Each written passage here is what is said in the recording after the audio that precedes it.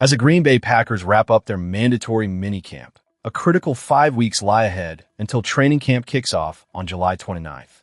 The stage is set, and the depth chart is taking shape. With the anticipation building, we need to take a hard look at 5 players who could find themselves in precarious positions come final roster decisions. These players still have a shot to make the team, but the reality is they'll need to shine in training camp or rely on the misfortunes of others to secure their spots on the roster. Let's dive right into the first player, Nazir Stackhouse. Previously, he was the only true nose tackle on the roster, but that landscape changed dramatically with the Packers' third-round selection of Chris McClellan. McClellan's versatility allows him to play any position along the defensive line, including nose, which puts Stackhouse firmly on notice. An undrafted free agent last season, Stackhouse barely made an impact, logging just 12 tackles over 159 defensive snaps in 13 games. His rookie performance left much to be desired, and if he hopes to remain with the Packers, he must elevate his game significantly in training camp. The clock is ticking for him, and the competition is fierce. Next up, we have Karl Brooks, a player whose situation could very well come down in numbers. After a promising start to his career, Brooks saw a dip in production last season, mustering just half a sack after a combined 7.5 in his first 2 seasons. With the arrival of Micah Parsons and the drafting of McClellan, along with the return of Devontae Wyatt and Warren Brinson, Brooks finds himself in a crowded defensive line unit. He'll need to showcase his skills, particularly on special teams, to justify his place on the roster this season. The pressure is on him to prove that he can still be a valuable contributor. Then we turn our attention to Christian Welch, who brings some experience to the special teams unit. However, his lack of defensive snaps, just 2 in 22 games, raises questions about his value. With a new special teams coordinator in Cam Akers, it's unclear whether Welch will earn a spot or if younger players will take precedence. His previous history of being released and re-signed only adds to the uncertainty of his future with the Packers.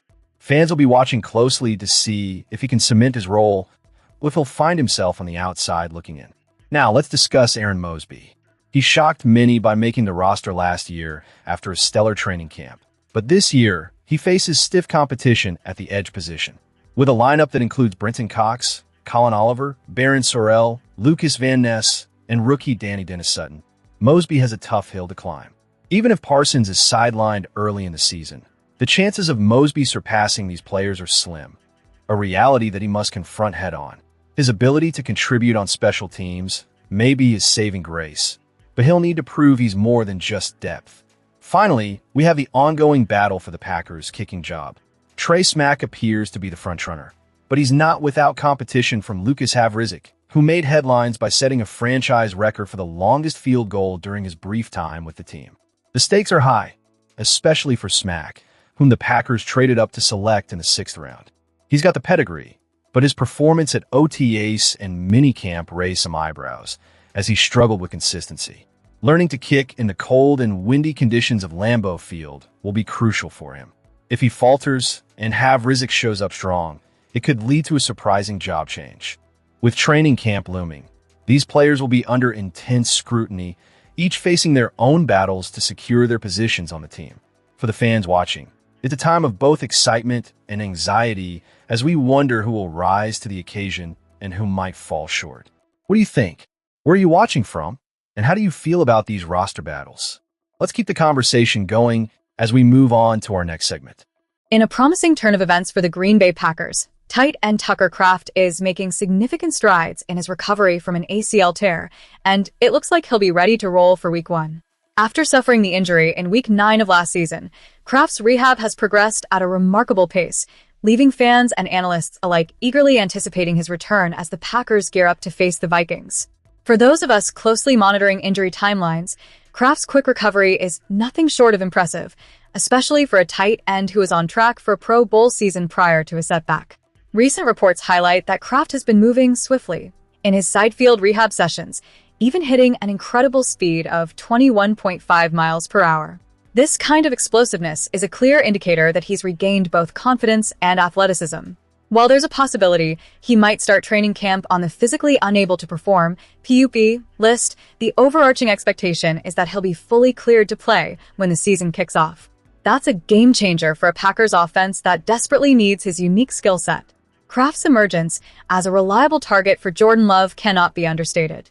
Before his injury, he was seamlessly contributing to the run game, executing screen passes, and stretching the field with deep routes. His versatility is a key factor in how the coaching staff envisions the offense developing.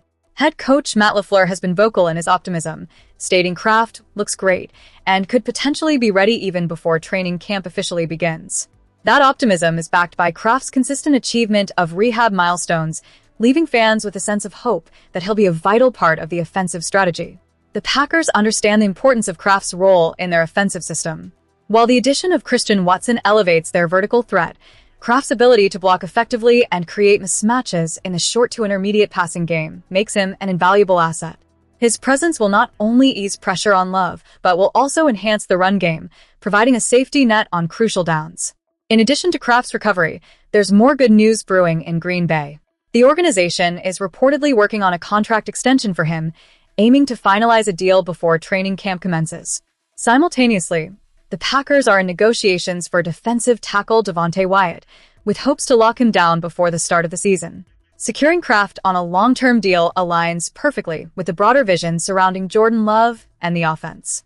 With extensions already in place for Christian Watson and Jayden Reed, along with the addition of first-round pick Matthew Golden, the Packers are forming a young, dynamic receiving core that has the potential to flourish. Kraft himself has expressed confidence in his performance prior to injury, stating, "There wasn't another guy in the league that was doing it as well as I was." If he returns to full speed by week 1, the offensive landscape for the Packers shifts dramatically. Kraft not only stabilizes the middle of the field but also serves as a high-percentage option when the game is on the line. His return could elevate the entire offense, which showed significant growth last season. As we look ahead, it's clear that the Packers are positioning themselves to compete at a higher level. Kraft's recovery and potential contract extensions signal a commitment to building around their young quarterback, and if he's back to his elite self, we could see the Packers take a leap forward this season. Let's keep that momentum going as we dive deeper into the next crucial story surrounding the Green Bay Packers. As we dive into the final segment of this video, the excitement around the Green Bay Packers' revamped defense continues to build.